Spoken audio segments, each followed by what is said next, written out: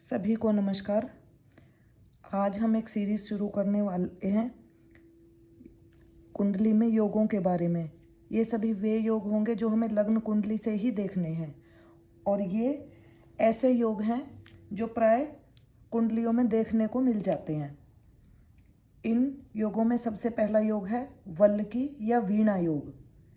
वल्लकी या वीणा योग में 12 भावों में से 7 भावों में यदि सभी ग्रह स्थित हों तो वल्लकी या वीणा नाम का योग होता है। ये कुंडली है हमारी।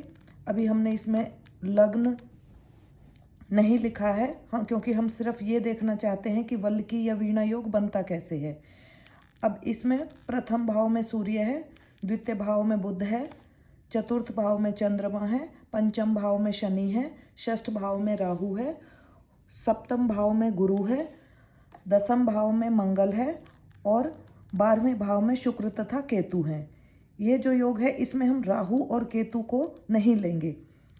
इसके अलावा जो हमारे 7 ग्रह हैं वो अगर 7 भावों में हमें मिल जाते हैं कुंडली में, तो वो वीणा या वल्लकी नाम का योग उस कुंडली में बना देता है। अब हम इसमें देखते हैं 1 2 3 4 5 6 7, यानी कि 7 ग्रह 7 अलग अलग भावों में बैठे हैं। इसी प्रकार हम एक दूसरा उदाहरण लेंगे। इसमें 7 ग्रह राहु और केतु के अलावा 1 2 3 4 5 6 7, इसमें भी 7 भावों में 7 ग्रह बैठे हैं। तो इस प्रकार का योग बहुत कम कुंडलियों में देखने को मिलता है, पर मिल जाता है। इसका फलादेश क्या होगा? जब भी किसी कुंडली में वल्लकी या वीणा नाम का योग मिले, अब जैसे वीणा में 7 स्वर, वीणा को सुनते ही हमें 7 स्वर का हमारे ध्यान में आ जाते हैं। तो इस तरह का जातक वाद्य, नृत्य, कला प्रेमी, संगीत प्रेमी, सभी कार्यों में कुशल, अगर कहें तो ऑलराउंडर, प्रतिभाशाली और भौतिक सुखों को चाहने वाला होगा। तो इस प्रकार हमने वल्लकी या वीणा योग के बारे में जाना। इसके बाद दूसरा योग है हमारा दामिनी अथवा दाम योग। कुंडली के 12 भावों में से यदि 6 भावों में ही सारे ग्रह सिमट जाएं तो दामिनी या दाम नाम का योग होता है। जैसे ये एग्जाम्पल लेंगे हम। इसमें सूर्य बुध हमारे प्रथम भाव में है, चंद्रमा हमारा चतुर्थ भाव में है, राहु को हमने नहीं लेना है, गुरु हमारा छठे भाव में है, शनि हमारा सप्तम भाव में है, मंगल 10वें भाव में है, केतु को भी नहीं काउंट करना, और शुक्र हमारा 7वें भाव में 12वें भाव में है। तो इस प्रकार हमने देखा कि ये 7 के 7 ग्रह 6 भावों में सिमट गए। 1 2 3 4 5 6 भावों में सारे के सारे ग्रह 7 ग्रह हमारे आ गए। तो इस कुंडली में हमारा दामिनी या दाम योग बन रहा है। इसी प्रकार एक और उदाहरण लेते हैं हम। तो इसमें भी जो 7 ग्रह हैं 1 2 3 4 5 6, यानी कि 6 भावों में 7 ग्रह सिमट गए हैं। तो इस कुंडली में भी हमारा दामिनी या दाम नाम का योग बन रहा है। अब इसका फलादेश क्या होता है कि ऐसा जातक परोपकारी, यानी कि सबका भला करने वाला, बुद्धिमान, विद्वान और जन कल्याणी होता है। इसके बाद अगला योग आता है हमारा पाश योग। पाश योग, यदि कुंडली के 12 भावों में से 5 भावों में ही सभी ग्रह स्थित हों तो हमारा पाश नाम का योग होता है 5 भावों में। अब इस कुंडली में हम देखेंगे सूर्य बुध शुक्र चतुर्थ भाव में है, गुरु हमारा लग्न में है, केतु को हमने लेना ही नहीं है, शनि हमारा 10वें भाव में है, चंद्रमा 7वें भाव में और मंगल 8वें भाव में, राहु को भी नहीं लेना। तो हमारे ये जो 7 ग्रह हैं 5 भावों में आ गए, 1 2 3 4 5। तो इस कुंडली में हमारा पाश नाम का योग बन रहा है। इसी प्रकार एक दूसरी कुंडली उदाहरण के लिए लेते हैं। इसमें हमारे 5 ग्रह पहले भाव में, चौथे भाव में, 7वें भाव में, 10वें भाव में और छठे भाव में, इन्हीं भावों में सिमट कर रह गए हैं।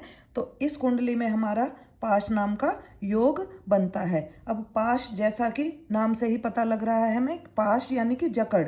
तो यह योग जिस भी जातक की कुंडली में होगा तो उसे जिंदगी में एक बार जरूर कोर्ट कचहरी का सामना जरूर करना पड़ता है। पर ऐसा नहीं है कि इसका बुरा ही है, इसमें कुछ अच्छा भी है कि ऐसा जातक सुशील, पैसा कमाने में चतुर, यानी कि पैसा बचाने वाला, जहां से भी उसको पैसे बचेंगे वहीं से वो पैसे बचाएगा। शांत स्वभाव वाला, अधिक बोलने वाला, सुनना कम पसंद करता है, यानी कि कहीं भी बैठेगा तो वो अपनी अपनी कह लेगा, दूसरे की नहीं सुनेगा, दूसरे की हमेशा बात काट कर बोलेगा। तो इस तरह का योग के हमारे इस प्रकार के फल होते हैं। उसके बाद हमारा योग जो आता है वो आता है केदार योग। यदि कुंडली के 12 भावों में से 4 भावों में ही सभी ग्रह सिमट जाएं तो हमारा केदार नाम का योग होता है। केदार, इसका एग्जाम्पल हम लेते हैं। इस कुंडली में हम देखेंगे प्रथम भाव में सूर्य और केतु, केतु के होने ना होने से हमें इस योग में कोई फर्क नहीं पड़ता। द्वितीय भाव में शुक्र, चतुर्थ भाव में चंद्र, मंगल, सूर्य, गुरु, 7वें भाव में हमारा राहु है पर हमने इसको काउंट नहीं करना, और 12वें भाव में हमारा बुध है। तो इस तरह से हमने देखा कि इस कुंडली में 4 भावों में ही हमारे राहु केतु को छोड़कर बाकी के 7 ग्रह सिमट जाते हैं। तो यह हमारा जो योग है इसको हम केदार योग के नाम से जानते हैं। इसी का हम एक और एग्जाम्पल लेंगे। इस कुंडली में भी देखेंगे तो हमारे जो 7 ग्रह हैं वो 4 भाव, यानी कि हमारे अष्टम भाव, नवम भाव, दसम भाव और एकादश भाव, इन सभी भावों में 7 के 7 ग्रह आ गए हैं। तो ये हमारा केदार योग। केदार हमें जैसे बाबा केदारनाथ, केदार कहाँ पे है? पहाड़ों में है। तो उसी से हमें इसके फलादेश को याद रखना है। ऐसा जातक प्रकृति प्रेमी, पहाड़ों, झरनों, नदियों की चाह रखने वाला, पौधे पसंद, आलसी। पर ये व्यक्ति ऐसा आलसी है जो पढ़ा है तो पढ़ा ही रहेगा, और यदि वो काम में लग गया तो सारे काम को जल्दी से निपटा देगा, परोपकारी होता है। इसके बाद हमारा योग आता है शूल योग। शूल यानी त्रिशूल। कुंडली के 12 भावों में से अगर 3 भावों में ही सभी ग्रह स्थित हों तो शूल नामक का योग होता है। जैसे इस कुंडली में हम देखते हैं तो 7 ग्रह या राहु और केतु को छोड़कर जो हमारे बाकी 7 ग्रह बचे वो हमारे 3 भावों में यानी कि तृतीय, चतुर्थ और पंचम में सिमट के रह गए हैं। तो इस कुंडली में हमारा शूल नाम का योग है। इसी प्रकार ये एक दूसरी कुंडली है। इस कुंडली में भी हमारे जो 7 ग्रह हैं वो 3 भावों में सिमट के रह गए हैं। तो इस कुंडली में भी हमारा शूल नाम का योग है। इस योग का फलादेश इस प्रकार होगा कि ऐसा जातक धन का लोभी होगा, लालची होगा, पराक्रमी होगा, बलवान होगा, क्रोधी स्वभाव वाला होगा, और उसकी शरीर पर कहीं ना कहीं चोट चपेट का निशान जरूर होगा। इसके बाद हमारा अगला योग आता है युग योग। यदि कुंडली के 12 भावों में से 2 ही भावों में सभी ग्रह स्थित हों तो युग नाम का योग होता है। जैसे हम इस कुंडली में देख रहे हैं, राहु और केतु को छोड़कर जो बाकी के 7 ग्रह हैं वो 2 भाव, पहले और 7वें, इन दोनों में ही सारे के सारे ग्रह स्थित हैं। तो इस कुंडली में हमारा युग नाम का योग है। ये जो हमारे 7 ग्रह हैं ये किसी भी 2 भावों में सिमट सकते हैं। जरूरी नहीं है कि ये प्रथम भाव और 7वें भाव में ही हो, ये किसी भी भाव में हो सकते हैं। इसके अलावा अब हमारा अगला एग्जाम्पल है।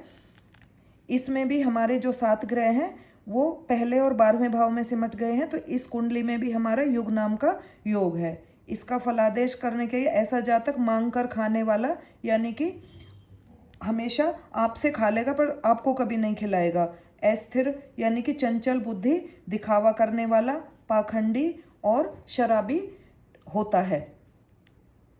अगला योग है हमारा गोल या गोलक योग। यदि कुंडली के 12 भावों में से 1 भाव में ही सभी ग्रह स्थित हों तो गोल योग होता है। अब इस कुंडली में हम देखते हैं राहु और केतु तो 2 भावों में बैठे हैं, चतुर्थ भाव में और दसम भाव में, और सारे के सारे ग्रह इस कुंडली में सप्तम भाव में। ये जरूरी नहीं है कि हमारे सारे ग्रह सप्तम भाव में भी हों, ये पहले से लेके 12वें भाव तक किसी भी भाव में सिमट सकते हैं। ऐसे ही दूसरी कुंडली में एग्जाम्पल है, इसमें हमारे सारे के सारे 7 ग्रह चतुर्थ भाव में आ गए हैं। तो इस कुंडली में भी हमारा गोल नामक योग है, गोल या गोलक। इसका फलादेश इस प्रकार होगा कि ऐसा व्यक्ति टोटली कंफ्यूज रहता है, हमेशा कंफ्यूजन में ही रहता है, उसके लिए हमेशा असमंजस की स्थिति बनी रहती है, वो कभी भी निर्णय नहीं ले पाता, बेकार में इधर से उधर घूमता रहता है और आलसी होता है। अब इन योगों का जरूरी नहीं है कि इसी प्रकार फल मिले, कुंडली में और स्थितियों से थोड़ा बहुत ये जो फल हैं ये हमारे बदलते रहते हैं, क्योंकि और भी योग बन रहे होते हैं साथ में। तो हमें ये आज ही ये नहीं लेके चलना कि ये जो हमारे योग बन रहे हैं इसी से हम फलादेश करने लग जाए। आगे आगे हम और ज़्यादा योगों के बारे में सीखेंगे तो हमारा जो फलादेश है थोड़ा बहुत चेंज होने लग जाएगा। धन्यवाद।